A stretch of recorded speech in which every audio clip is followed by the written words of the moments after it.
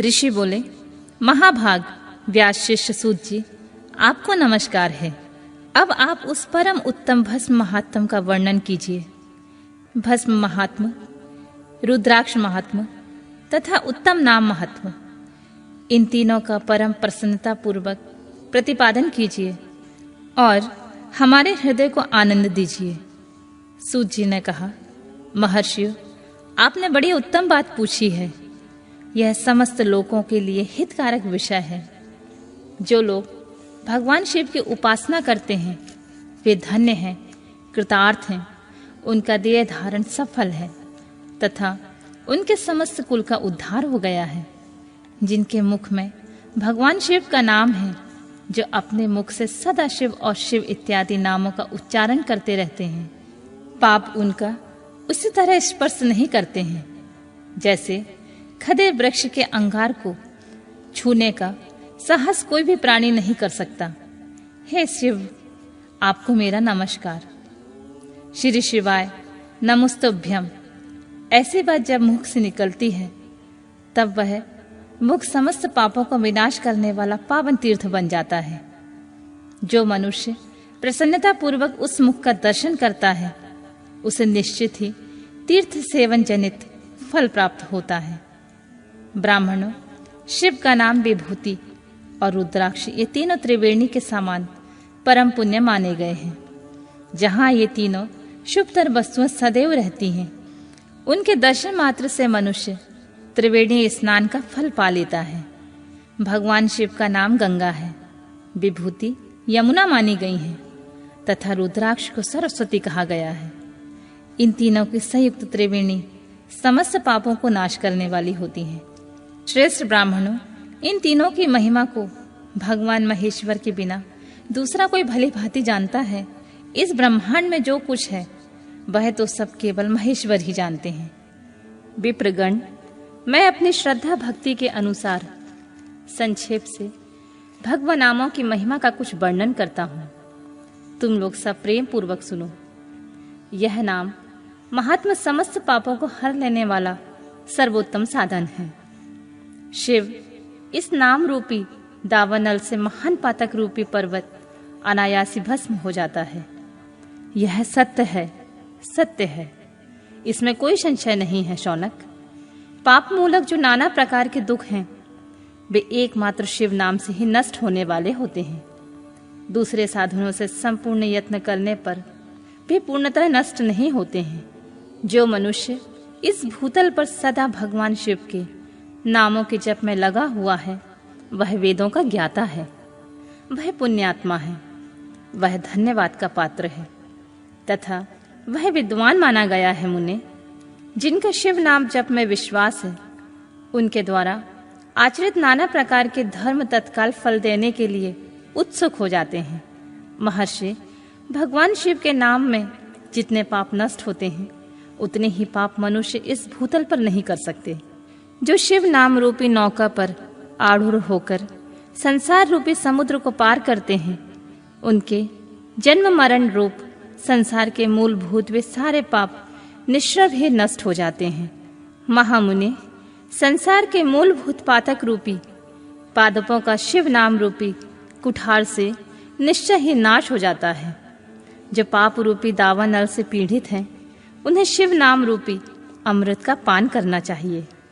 पापों के दावानल से दग होने वाले लोगों को उस शिव नाम अमृत के बिना शांति नहीं मिल सकती है। जो शिव नाम रूपी सुधा की वृष्टिजनक धारा में गोते लगा रहे हैं वे संसार रूपी दावानल के बीच खड़े होने पर भी कदापि शोक के भागी नहीं होते। जिन महात्माओं के मन में शिव नाम के प्रति बड़ी भारी भक्ति है ऐसे लोगों को सहसा और सर्वथा मुक्ति मिलती है। मुनीश्वर, जिसने अनेक जन्मों तक तपस्या की है उसी के शिव नाम के प्रति भक्ति होती है जो समस्त पापों को नाश करने वाली होती है। जिसके मन में भगवान शिव के नाम के प्रति कभी खंडित न होने वाली असाधारण भक्ति प्रकट होती है उसी के मोक्ष सुलभ है। यह मेरा मत है। जो अनेक प्रकार के पाप करके भी भगवान शिव के नाम जप में आदर पूर्वक लग जाता है वह समस्त पापों से मुक्त हो जाता है। इसमें कोई संशय नहीं है। जैसे वन में दावानल से दग हुए वृक्ष भस्म हो जाते हैं, उसी प्रकार शिव नाम रूपी दावानल से दग होकर भी उस समय से सारे पाप भस्म हो जाते हैं। शौनक, जिसके अंग नित्य भस्म से लगाने पर पवित्र हो गए हैं और जो शिव नाम जप का आदर करने लगा है, वह घोर संसार सागर को भी पार कर लेता है। संपूर्ण वेदों का अवलोकन करके पूर्ववर्ती महर्षियों ने यह निश्चित किया है कि भगवान शिव के नाम का जाप संसार सागर को पार करने के लिए सर्वोत्तम उपाय है।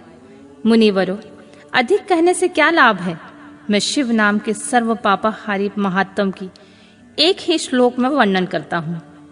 भगवान शंकर के एक नाम में भी पाप हरण की जितनी शक्ति है, उतना पातक मनुष्य कभी भी नहीं कर सकता। मुने, पूर्व काल में महापापी राजा इंद्रदुग्न ने शिव नाम के प्रभाव से ही उत्तम सद्गति प्राप्त की थी। इस तरह कोई ब्राह्मणी युवती भी जो पाप कर चुकी है, शिव नाम के प्रभाव से ही उत्तम गति को प्राप्त हुई। दुष्वरों, इस प्रकार मैंने तुमसे भगवान नाम के उत्तम महात्म का वर्णन किया है। अब तुम भस्म का महात्म सुनो, जो समस्त पावन वस्तुओं को भी पावन करने वाला होता है। महर्षियों, भस्म संपूर्ण मंगलों को देने वाला तथा उत्तम है। उसके 2 भेद बताए गए हैं और मैं उन भेदों का वर्णन करता हूँ, तो सावधान होकर सुनो।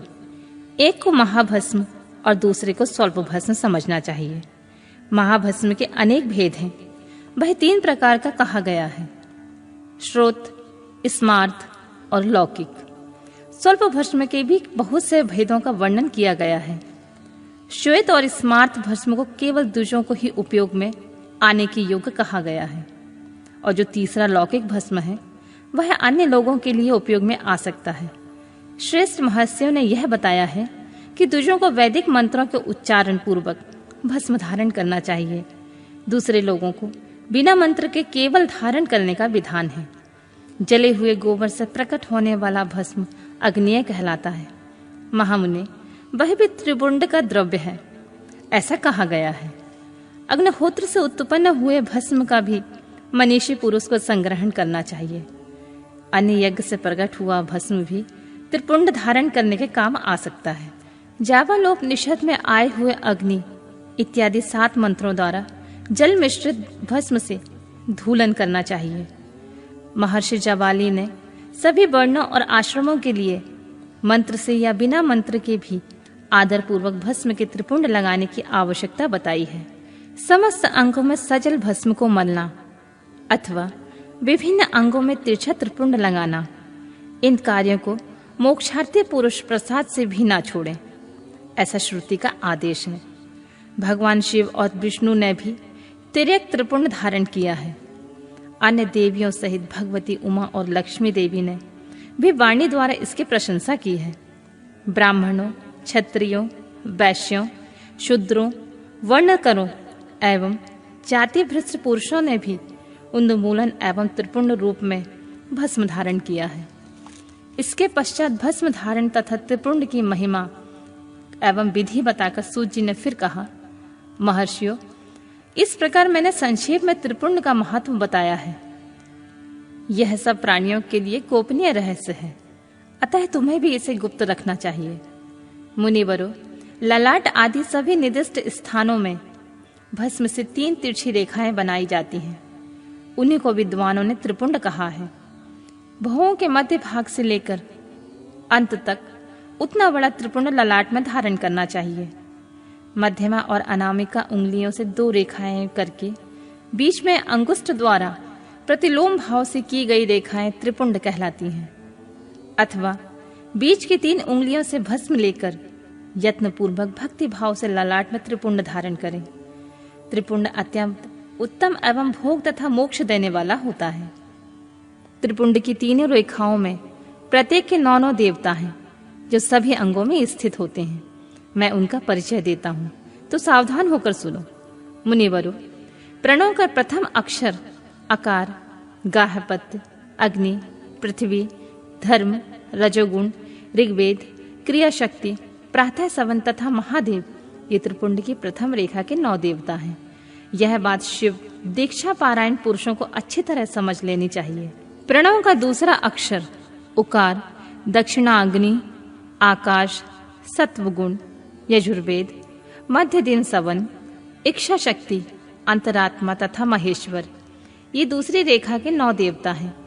प्रणव का तीसरा अक्षर मकार, आहवनीय, अग्निय, परमात्मा, तमोगुण, सुदलोक, ज्ञान शक्ति, सामवेद, तृतीय सवन और तथा शिव, ये तीसरी रेखा के 9 देवता हैं। इस प्रकार स्थान देवता को उत्तम भक्ति भाव से नित्य नमस्कार करके स्नान आदि से शुद्ध हुआ पुरुष यदि त्रिपुंड धारण करे तो भोग और मोक्ष को भी प्राप्त कर लेता है। मुनीश्वर, ये संपूर्ण अंगों में स्थान देवता बताए गए हैं। अब उनके संबंध में स्थान बताता हूँ, भक्ति पूर्वक सुनो। 32, 16, 8 अथवा 5 स्थानों में त्रिपुंड का न्यास करें। मस्तक, ललाट, दोनों कान, दोनों नेत्रों, दोनों नासिका, मुख, कंठ, दोनों हाथों, दोनों कोहिनी तथा दोनों कलाई, हृदय, दोनों पार्श्व भाग, नाभि, दोनों अंडकोश, दोनों उरु, दोनों कुल्फ, दोनों घुटने, दोनों पिंडली और दोनों पैर, ये 32 उत्तम स्थान हैं। इनमें क्रमशः अग्नि, जल, पृथ्वी, वायु, 10 दिक् प्रदेश, 10 दिक्पाल तथा 8 वसुओं का निवास है। धर, ध्रुव, सोम, आप, अनिल, अनल, प्रत्यूष और प्रभास, ये 8 वसु कहे गए हैं। अब इनका नाम मात्र लेकर इनके स्थान में विद्वान पुरुष त्रिपुंड धारण करे अथवा एकाग्रचित होकर 16 स्थानों में ही त्रिपुंड धारण करे। मस्तक, ललाट, कंठ, दोनों कंधों, दोनों भुजाओं, दोनों कोहिनियों तथा दोनों कलाइयों में, हृदय में, नाभि में, दोनों पसलियों में तथा पृष्ठ भाग में त्रिपुंड लगाकर वहां दोनों अश्विनी कुमार का शिव शक्ति रूप रुद्र, ईश तथा नारद का और वामा आदि 9 शक्तियों का पूजन करें। ये सब मिलकर 16 देवता हैं। अश्विनी कुमार 2 कहे गए हैं, नासत्य और दस्त्र अथवा मस्तक, केश, दोनों कान, मुख, भुजा, हृदय, नाभि, दोनों उरु, दोनों जानु, दोनों पैर और पृष्ठभाग, इन 16 स्थानों में 16 त्रिपुंड का न्यास करें। मस्तक में शिव, केश में चंद्रमा, दोनों कानों में रुद्र और ब्रह्मा, मुख में विघ्नराज गणेश, दोनों भुजाओं में विष्णु और लक्ष्मी, हृदय में शंभु, नाभि में प्रजापति, दोनों उरुओं में नाग और दोनों नाग कन्याएं, दोनों घुटनों में ऋषि कन्याएं, दोनों पैरों में समुद्र और विशाल पृष्ठ भाग में संपूर्ण तीर्थ देवता के रूप में विराजमान है। इस प्रकार 16 स्थानों का परिचय दिया गया। अब 8 स्थान बताए जाते हैं। गुहा, स्थान, ललाट, परम उत्तम, कर्णयुगल, दोनों कंधे, हृदय और नाभि, ये 8 स्थान हैं। इनमें ब्रह्मा तथा सप्त ऋषि, ये 8 देवता बताए गए हैं। मुनीश्वरों, भस्म के स्थान को जानने वाले विद्वानों ने इस तरह 8 स्थानों का परिचय दिया है, अथवा मस्तक, दोनों भुजाएं, हृदय और नाभि, इन 5 स्थान को भस्म वेता पुरुष ने भस्म धारण के योग्य बताया है। यथासंभव देश, काल आदि की अपेक्षा रखते हुए भस्म को अभिमंत्रित करना और जल में मिलाना आदि कार्य करें। यदि भस्म में भी असमर्थ हो तो त्रिपुंड आदि लगाएं। त्रिनेत्रधारी तीनों गुणों के आधार पर तथा तीनों देवताओं के जनक भगवान शिव का स्मरण करते हुए नमः शिवाय कहकर ललाट में त्रिपुंड लगाएं। ईर्षाभ्याम नमः ऐसा कहकर दोनों पार्श्व भागों में त्रिपुंड धारण करें। बीजाभ्याम नमः यह बोलकर दोनों कलाइयों में भस्म लगावें। पितृपाभ्याम नमः यह कहकर नीचे अंगों में। उमेशाभ्याम नमः ऐसा कहकर ऊपर के अंग में। भीमाय नमः कहकर पीठ में और सिर के पिछले भाग में त्रिपुंड लगाना चाहिए।